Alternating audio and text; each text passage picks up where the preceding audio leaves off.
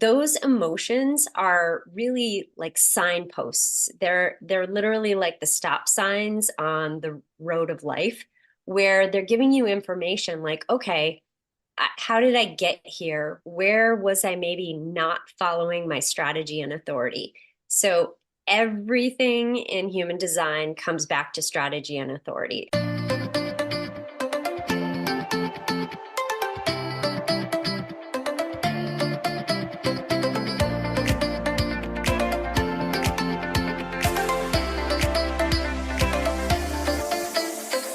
This is Find Joy with Joyan Season 2, where joy gets stronger, our community gets bigger, and together we become better versions of ourselves in a world full of limitless possibilities. I'm your host, Joyan Chan. And every Wednesday, we bring you inspiring stories that will light up your soul, powerful message that will make you go wow, and fun conversations that will crack you up with me and my special guests and friends. And it's my personal mission to empower you to live and lead a life with joy. If you are new here, this podcast is for you if you are looking for more joy, courage, passion, and purpose in your life. We dive deep into mindset mastery, spirituality, love and relationship matters, and how to manifest more success and abundance in all aspects of your life, however that looks. This podcast has got your back every step of the way. Now, without further ado, get ready to laugh, learn, and live your life to the fullest. Joining us today is a human design mentor, teacher, and alignment coach. After a fulfilling 26-year career in education, she left the classroom with a leap of faith to pursue entrepreneurial dreams in the world of the womb. She's on a mission to help women shed others' expectations and be who they came here to be. Working with ambitious, soulful women, from those who just beginning their journey to those considering midlife pivots, to learn the magic of their human design and how to use it to make transformational change is what lights her up. So guys, help me welcoming the human design coach, Lori Lisai. Welcome to the show. Thank you so much. It's so great to be here. Yeah, I kind of enjoy our little pre-chat before the interview. And now I feel like I'm really like exposed because you already seen my chart. But yeah, I want to know, before we talk about all that, my chart and everything, how do we read the chart? For people who don't know about, for my listeners who might not be familiar with human design, could you give us a brief overview of the key concepts and how it can, and how is it different from other personality types, assessment tools out there? Yeah, great question. So I like to describe human design essentially as a system for better knowing yourself, in a nutshell. But what makes it super special, I think, is the fact that it's a synthesis of so many other systems that have come before. It brings in ancient wisdom from Western astrology, from the Chinese I Ching, from the Kabbalah, from the chakra system, and it combines it with science, the science of genetics and quantum mechanics. And so it's this, stirring of the pot, and out comes something completely new and evolved. And it's such a super deep system that it's a place that you can use to understand your energy and how your energy functions, and continue to kind of dive into all of the different little pieces to really understand yourself and how you operate and how you're meant to operate. Yeah, I really, so I discovered my human design, I think about 2 years ago. It's not that long, and I didn't really do much about it, to be honest, right? I just, okay, now I'm a manifesting generator. Okay, it sounds cool, right? I'm majority of the population in the world. So only recently that I met a group of friends, we started hanging out together, and everyone talks about human design, right? Because there's this guy in the group, I don't know, he went to learn about it, and he got really interested in the topic, and so that's how it stirred the interest among the group. And so now we identify ourselves as, you are the MG, you are the MG, and you are the reflector. That's how we call each other, right? And every time when there's an issue or when we hang out together, we say, that's because you are the MG, right? And it just kind of makes sense. And now, okay, yeah, because that's who I am, right? And it makes so much sense when we see each other and how we operate, how we work, because we're trying to do something together, like a project together. So it really makes sense. It's really helpful in terms of how we collaborate and work together. And so for yourself, how did you first discover your human design and how did it change your life? Yeah, I love that. And the fact that you have a reflector in the bunch is amazing. So for me, I discovered human design about 4 years ago. I had just started to dive into some personal development work. I had taken a course on manifestation, and it was part of that course, kind of an introduction to human design. And I'd always been interested in astrology, and this was like astrology on steroids. You talk about your friends sharing their type. It's sort of akin to, in astrology, you sharing your sun sign, right? So it gives you a little bit of context to understand like how people's auras are working in the world.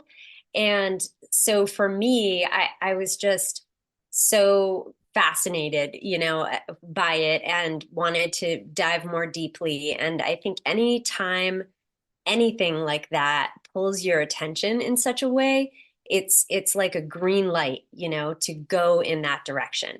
So I dove deeply, and here I am. No, I'm curious, what is your type?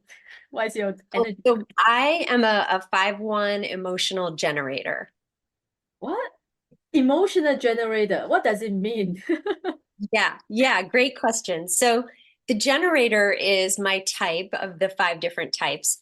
And then emotional is my authority. That's how I'm designed to make decisions, which I think if there's one thing in human design that's the biggest game changer, it's understanding how you're designed to make decisions, which is not actually in your head. It's Yeah. actually, with your body. And so mine is an emotional authority, and about 50% of the population is designed to make decisions that way. So it's, yeah, like learning that is pretty important.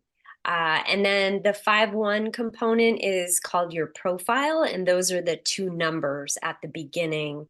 Hmm. They come from your sun signs, your conscious and your unconscious sun signs. So those are more about your kind of your personality. It's like how people kind of perceive you in the world. And so I understand there are five major energy types, right? Correct. And so how many types of profiles out there? Yeah, there are 12 different profiles, and they're a mix of numbers 1 through 6. And the first number in your profile is your conscious side. It's like the side of your personality that you tend to be pretty aware of, pretty kind of in touch with, and you understand how you could be perceived that way. And the unconscious side is the second number. And that tends to be a little more subtle, because it is unconscious, although I feel like you identify with it, the older you get and the more experience you have in life. And it's often something that other people will see in you is that unconscious and kind of help pull it out. One of the human design teachers that I follow, I love how she explains or describes if you give yourself the gift of the second number in your profile to the first, it will help the first number really come alive and like really help you step into the best parts of it. So yeah. Hmm. What does it mean? What do you mean by that? So let's use your profile as an example. Can you remind me what it is? If Okay, you, it's not on the top of I, my mind. Yeah, but let I me. know. Yeah, I It, think I think I'm a hermit, and the other one I can't remember. But was it a 2-4? oh yeah, 2-4. Yes. Hermit. 2-4. Okay. Yeah. Okay. So the 2 line is the hermit, like you said, and there are a couple of different kind of lines of thinking I like to talk about with the 2 line. One is that hermit. You definitely need time to be alone, time to just sort of hole up and, process things right on your own. But there's also this beautiful ease to the 2 line where things come naturally to you, and it's almost literally like blinking. It's like you don't think about it, and oftentimes people have to tell you, like, hey, how did you learn how to do that, or how did you know how to do that? And you you might look at them like, wait, what? Why would you ask me how to blink? Like, everybody knows how to blink. But it oftentimes becomes clear to you only when people are asking you how to do, whatever it is that comes so naturally to you. And there can be a little bit of a push and pull there, because it's like that energy of that hermit who wants to kind of be alone and not be pulled forward, to share their genius. So it's a bit of a balance. And then the 4 line is actually all about community and networking and working with your community. It's how opportunities oftentimes come to people with 4 lines, is through their community. So, for example, a 4 line would be more likely to land a job because somebody told them about it, or, asked them, hey, you have this skill, would you like to come work for me? That sort of thing. Or if you have a 4 in your profile and you're looking for a job, like, tell your friends about it. That would be your first, Okay. play versus hopping on Indeed or, a local job board, because once that word is out to your community, it's going to work in your favor as a 4 line.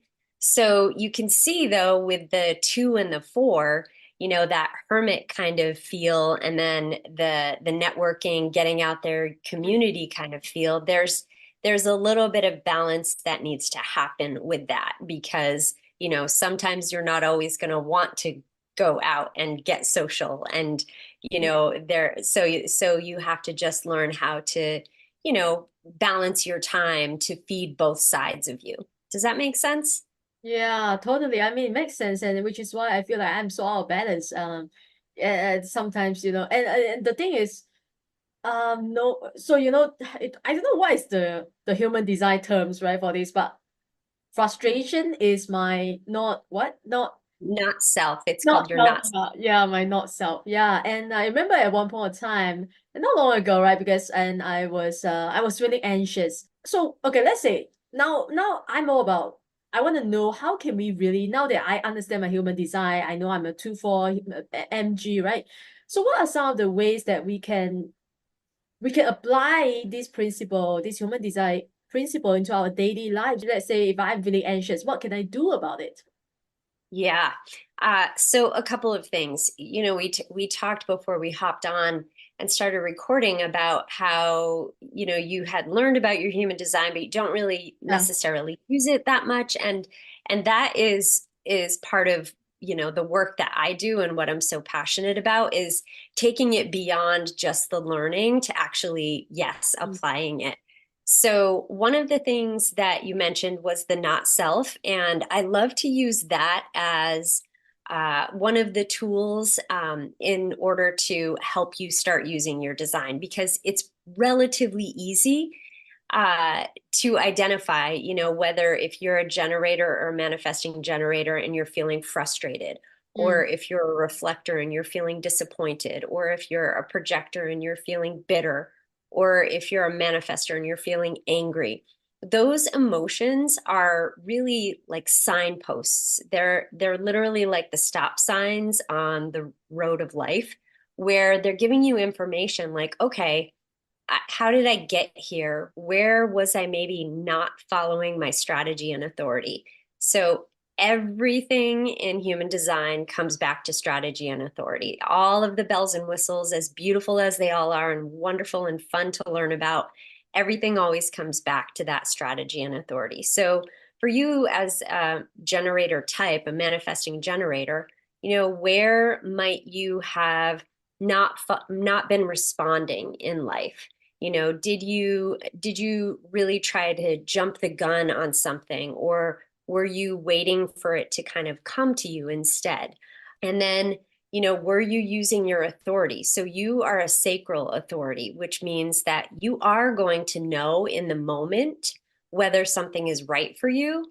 The Mm, question is, do you actually listen to your gut feeling? yeah. Yeah.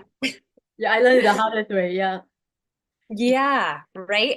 Do you tell me, does the Uh, gut feeling resonate with you? Do you feel like you can feel that in your body? Yeah, I do. Yeah, like you said, it's whether it's either yes or no, right? It's so clear to me. Yeah. And the Yeah. thing is sometimes I feel like, yeah, it's a yes, but there's a but. Yeah, Yeah. not Yeah. sure. And why I'm not sure, that's where I procrastinate or I delay making the decision. Yeah. Yeah.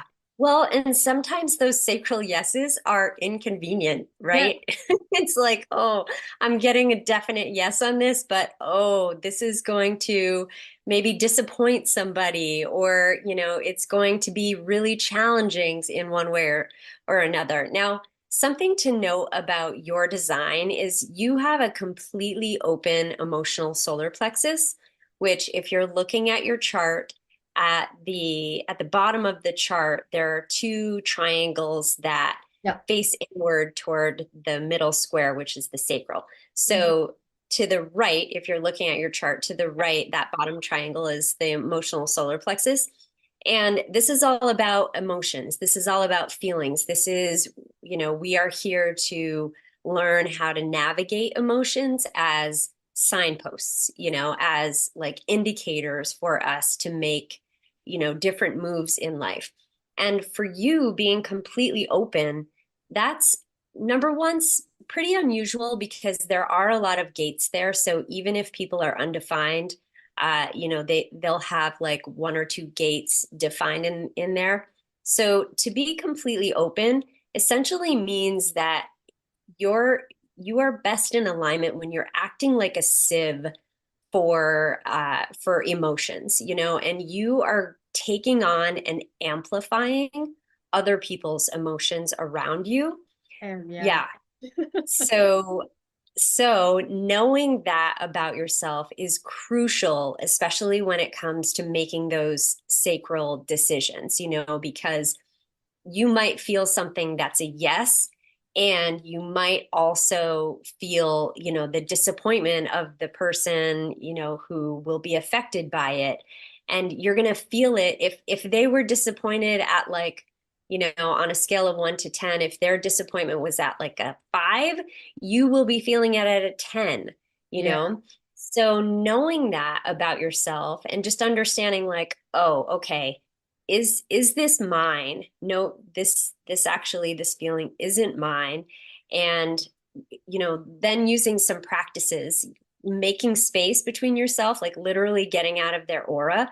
10 feet away will do it for you. Going into another room, shaking it off, just simple kind of techniques like that to really just move the energy out of you will be really helpful, because you don't want to make decisions wrongly based on those really strong feelings that are traveling through you. Does Mm. that resonate? Yeah, and now I know why I'm so emotional. And yeah, I'm really emotional and I always think it's a bad thing. And so No.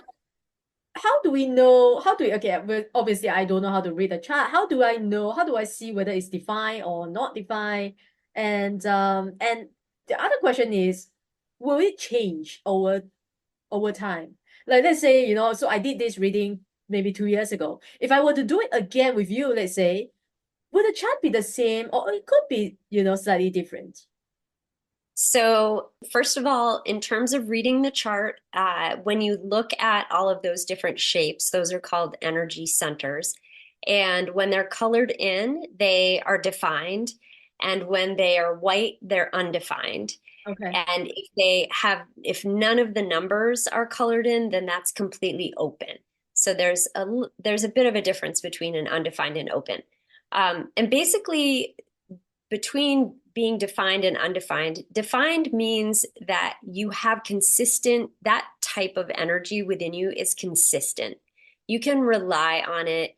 It doesn't really change or shift.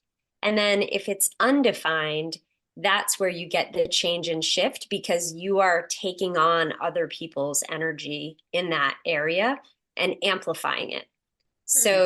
So I like to look at defined centers as like the antennas that are, pushing out. They're like the transmitters.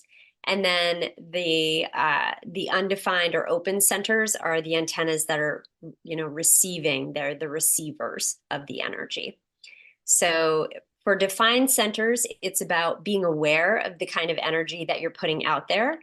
And for the undefined centers, it's about understanding how do I be that strainer, that sieve, and just like water flowing through, just let it be there for the moment that it's there, but don't hold on to it as if it's part of you.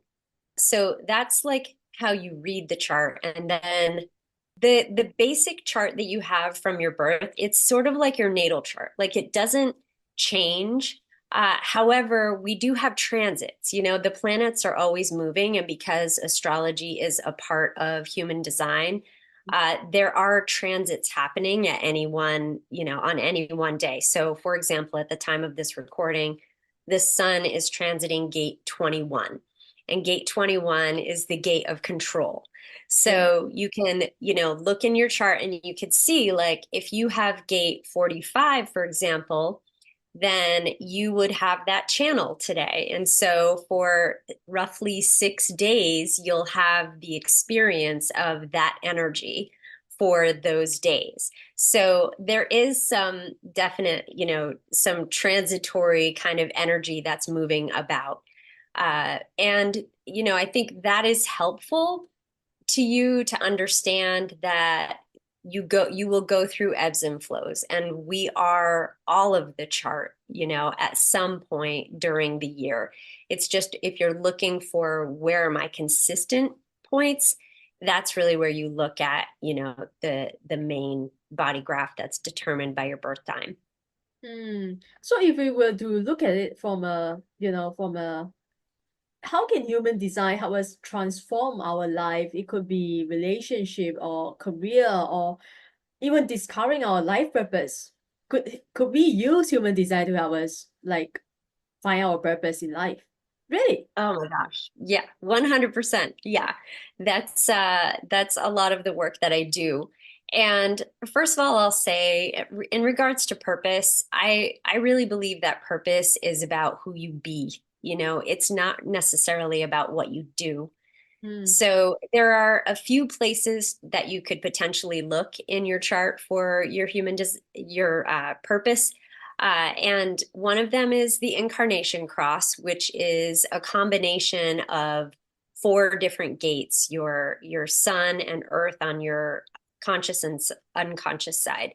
There are, I think it's 168 different incarnation crosses.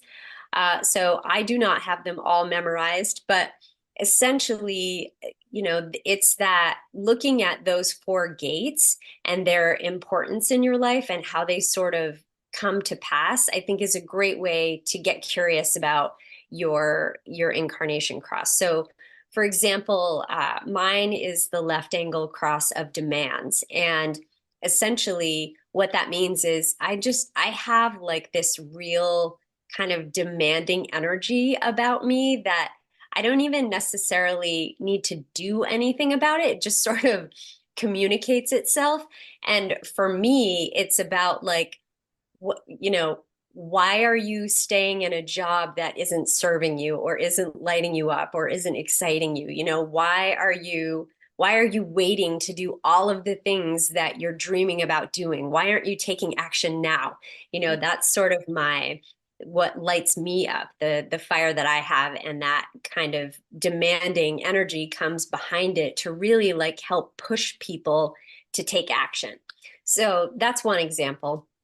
Another place is really in the type, which is, it's great that most people start there, but understanding like as a generator type, for example, you are here to have that like really welcoming, juicy, kind of big hug type of aura energy that, brings people in and then is extremely creative, like you've got that creative life force energy. As an MG, you're able to like multitask and you probably have multiple projects going at any one time, right?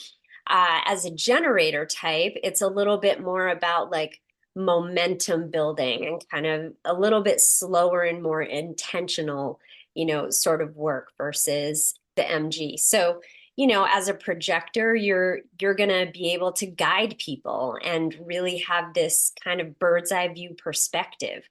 As a manifester, you're going to be able to initiate people and get things going. And it's important to understand that your aura as a manifester is really strong, and people are going to feel that even just when you walk in the room. And then as a reflector, just knowing that you're here kind of as a chameleon, really, and to reflect for other people, but also to find your sense of self and what really resonates with you.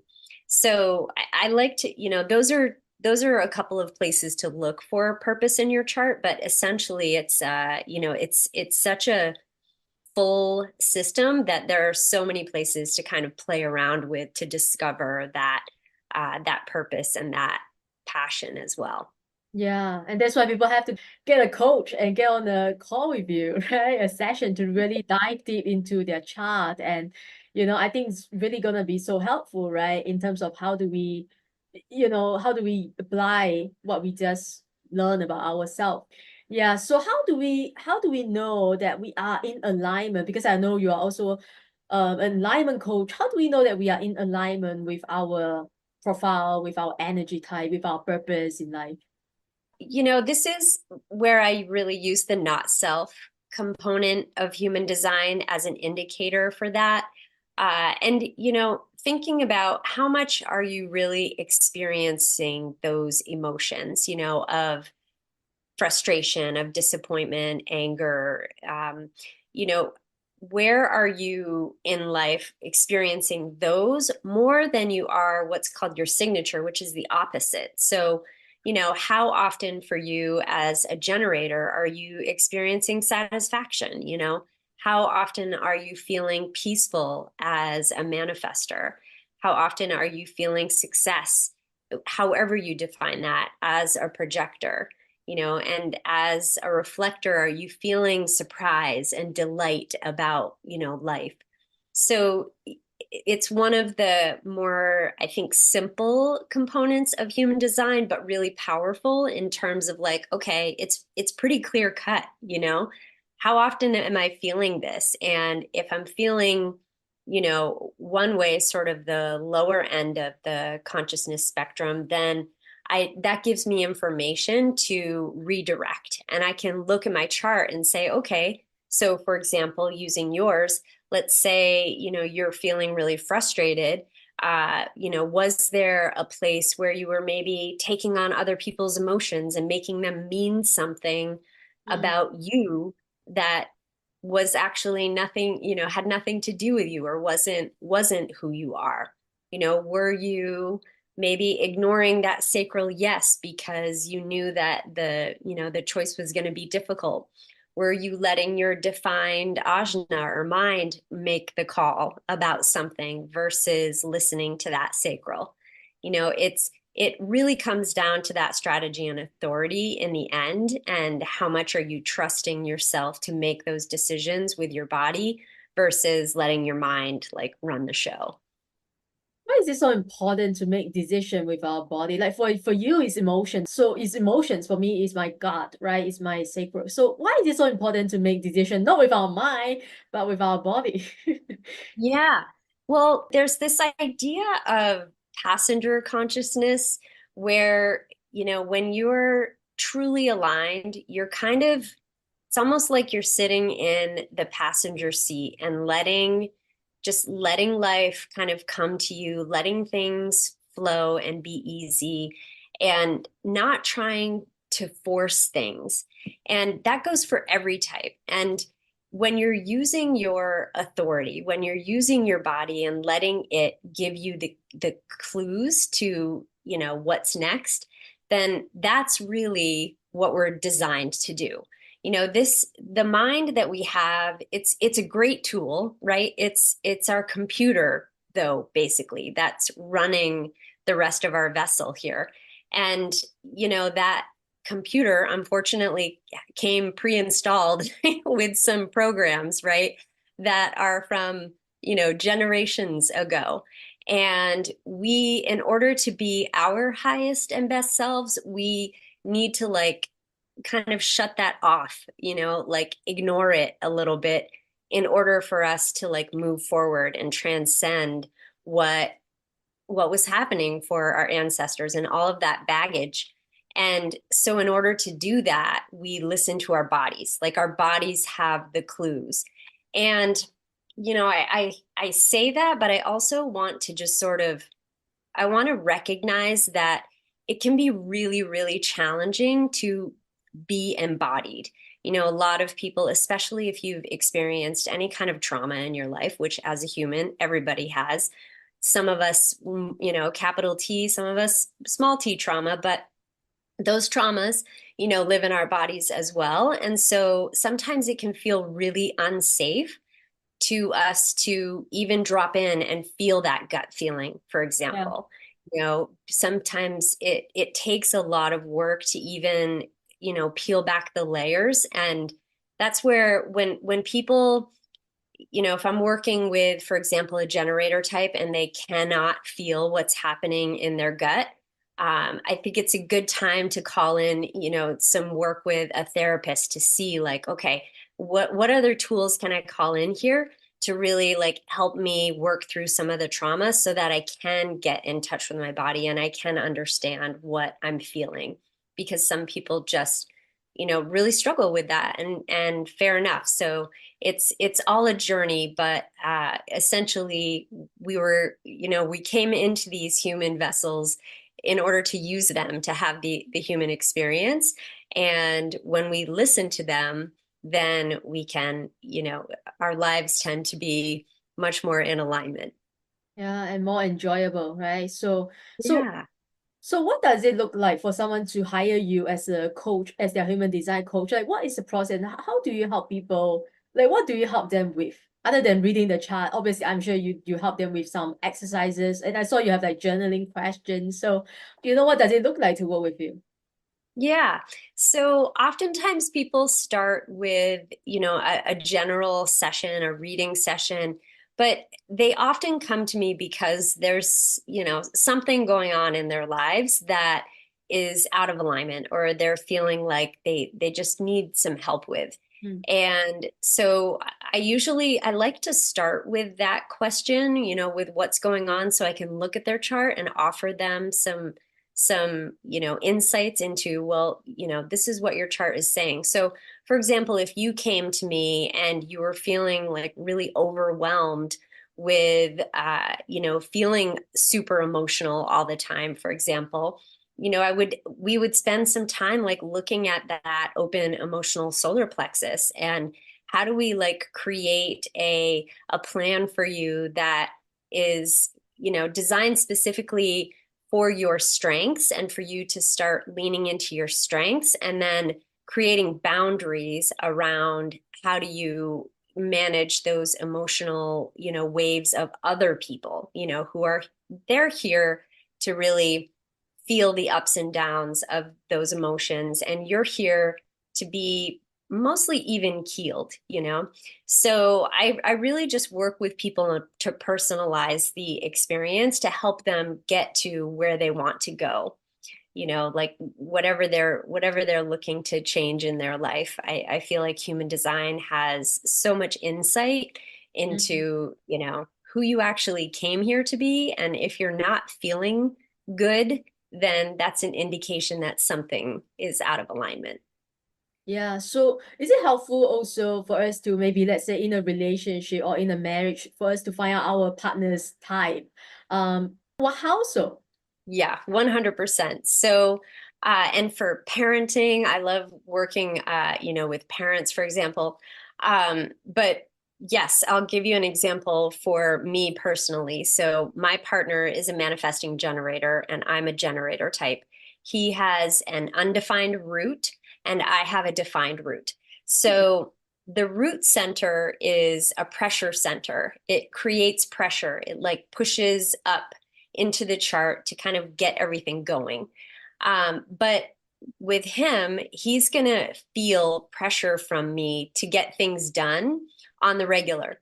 I don't have to say anything. I don't have to. So, this is something that's been really helpful for me to understand, especially on the weekends when he's cruising around and doing 20 million things, as a manifesting generator often does. And he comes inside and he'll be like, I did this and this and this and this and this, almost like he has to check in and tell me like I did all the things, and I just like, okay, why don't you go rest, like why don't you take some time to just rest now? Because I didn't ask you to do all those things. Like that's awesome. I'm so like it is our lives and our home is all the better for it, but I want you to know that, I don't have that expectation. And so just helping to communicate those things, I think can be really helpful and smooth things out. Even if you know just your partners or your children's types, for example, parenting. So I have two boys. One is a manifesting generator and one is a projector. So my projector type is a non-sacral type. He doesn't have that life force, go, go, go energy. Yeah. And he's living in a home with three generator types who do have that. Right. So that's really important to know as a parent because, I need to encourage him, and I have, and he does this on his own now, to just go up in his room, close the door, and get horizontal. Just go be by himself away from everybody's energy so that he can really restore that because the rest of us are all just like buzzing around. So it can be really helpful to know those dynamics. And it also helps you just not to take things personally. If you go on vacation and there's a group of you that are all sacral types and you've got like two non-sacral types with you and they want to like hang out and take a nap or sit by the pool all day and you want to go do all the adventures, you don't let them do their thing. That is rejuvenating for them, and for you going out and adventuring, that's rejuvenating for you, and just recognizing that. I think it really helps to just nobody's feelings get hurt, people don't take it personally, and everybody's able to honor each other's needs. Yeah. So after hearing your story, is it true that manifesting generators, we have a lot more energy than all the other types? Manifesting generators, I mean, yes, in terms of your intensity, I would say I feel like the manifesting generator is maybe the most intense type. That's my personal opinion. Some people would argue that it's manifestors, but my personal experience has been that MGs are they've got this intensity about them. And because of that multifaceted nature, they've got so many things going at once. Generators technically have that sacral. They still have that same amount of energy. They just tend to direct it in, one way versus, having it going all over the place. So, yeah. Yeah, I asked the question because one night I couldn't sleep. So I was texting this friend. So I was telling him that I couldn't sleep. And he said, yeah, because you are an MG. You have a lot more energy. You need to. I was like, what? There's no. I thought it was nonsense, right? But it kind of makes sense to me. Yeah, true, right? I need to do more because today I have not done a lot. Maybe that's why I couldn't sleep because I need to do more. So yeah, that's the reason why I asked the question. And I just want to share something real quick with my listeners as well. Is why it's so important to know your type and know who you are, because so being an MG, before I know that I was even an MG, I was like multi-passionate. I have so many things I want to do. I have so many hobbies, and I just like so many things I want to do, right? I'm interested in and passionate about. And I always felt like that I should focus on just one thing at a time, and stop, stop being distracted by all these shiny objects out there. And only until I found that, okay, I'm an MG, this is how I'm supposed to be, this is how I function, right? And I felt so much, it's like a sense of relief, right? This is who I am. And now I can have all the passions I want, and I enjoy doing them, right? And I can do that. It's not like everyone can, right? So yeah, I just want to say, why is it so important for you to at least know your type, and even just have a basic chart, even if you can't read it, right? So it's like, it really helps you in life in all ways, right? Yeah. Oh my gosh, that validation, Yeah. right? To know that, and it's like this permission slip. And as an MG too, like letting balls drop is okay too. Like starting something because it lights you up and you're excited about it, and then you get like halfway in and you're like, meh, you sort of lose, and it's okay to like quit and not see it through. I think there's a really strong emphasis on not being a quitter in our society. And Yeah. I feel like a lot of that really just needs to drop away. And MGs are here to help us see that and teach us that, yes, I can be multi-passionate, and, maybe I'm going to pick up knitting and I'm going to start doing that. And then I'm not for a Yeah. long time. Maybe, maybe I'll pick up my needles again someday, some year, but not now. So I think exactly what you said, it's that validation of understanding how you have naturally usually been operating is how you're meant to, and if this oftentimes happens for non-sacrals, so reflectors, projectors, or manifestors. Oftentimes they will find that they've been operating like a generator type, because generators are 70% of the population, generators and manifesting generators. So all those non-sacral types very much live in a generator world. And learning that about themselves, learning that they've been trying to keep up, with these energizer bunnies around them, is also really validating. And just to say, like, look, you might work an 8-hour day, but I can get done what I need to get done in 4 hours. So let me take the other 4 hours to just rest, Yeah. Yeah, and being able to advocate for yourself, because that's how your energy works. Yeah, exactly. I love that. Oh my God, I enjoy this conversation so much. So yeah, thank you so much again for coming. Now tell my listeners where they can learn more about you, or if they want to work with you, where do they go? Yeah, so you can get your chart on my website for free. It's lorilisai.com. And I have a couple of free downloads too to get you started about your type, strategy, authority, which are really kind of the key places to start. And my sessions are all on my website as well, and my availability. And then I'm also on socials at Lori Lisai everywhere, Facebook, Instagram, LinkedIn, Threads, etc. All right, guys, I hope you'll find this episode extremely helpful in learning more about yourself, and go download your free chart from Dory. And after this episode, go and visit the website and download your chart. And I will put all the links in the show note below, because I want you to come back and let me know what your human design type is. It's fascinating for me to know, like just to know like the basic of who you are, right? So do that right now, and also follow us on Instagram, and remember to like and subscribe so you never miss another episode coming to you every Wednesday. And I will always leave you the same way as I leave you with every other episode. Show up, the world needs you, and you need you. Thanks for listening, and I wish you all a joyful and amazing day ahead. Bye, Lori. Bye. Thank you. Thank you again for tuning into Find Joy Joyan podcast. If you enjoyed today's episode, take a screenshot and share it on your IG story, and take findjoyjoyan_podcast so I know you are listening. And leave us a positive review on Apple Podcasts if you haven't already done so.